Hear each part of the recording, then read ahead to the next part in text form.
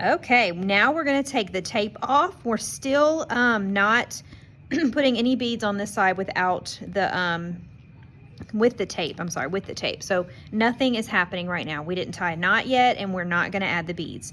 Okay, now you're gonna carefully unwrap your tape. Okay, and then ball it up and throw it in the trash. And then you're gonna take one straw off at a time, okay? So what I like to do is I like to just kind of hold two straws with this is the hand I don't write with. I like to hold these two straws, and then I like to pull one straw out with the other hand. Do one straw at a time. So just kind of tug on it. If you need to grab the yarn too and kind of do that, and then just pull it all the way through, and we're done with the straw. Okay, so that one's done.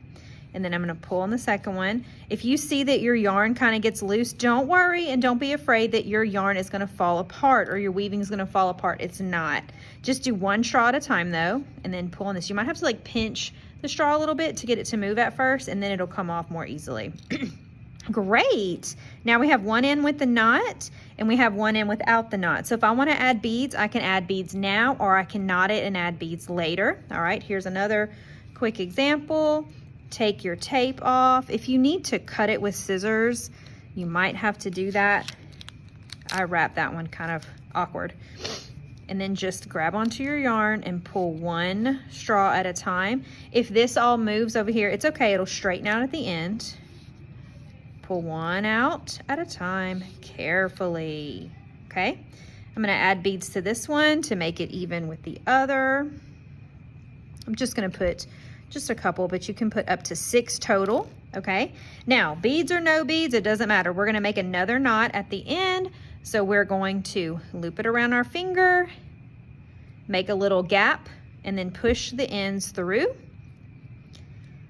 Whoops. Make the gap bigger if you need to. There we go. And remember, after we pull the tails through, we want to push the knot close to the beads or close to the end of the weaving as we can. So we just push, push, push. And that way we have knots on both ends. I'm gonna do the same one to this one, and then I'll show you what else we can do to make our weaving interesting. All right, I tied off that knot on my other one, and I decided to put beads on after the knot, so that's just up to you. If your bead is not going through, you might want to give it a little haircut, because if the bead doesn't go through, the ends are frayed.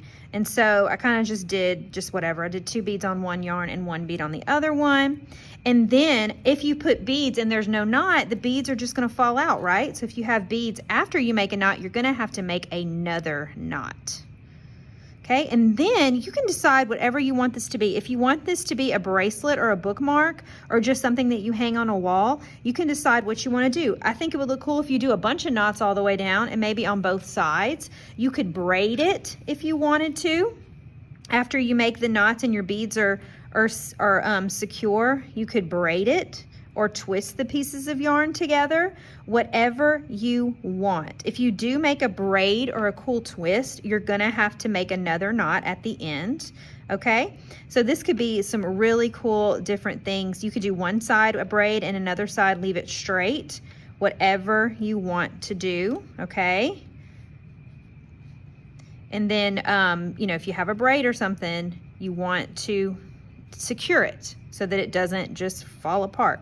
And this would be secured with another knot, but I'm kind of getting short at the end. It's kind of hard to tie the knot. So just keep that in mind. If you're braiding or twisting, just leave yourself some room to make a knot. Again, I'm pushing that knot if I want to, or if I want to make it closer to the end, I could, okay?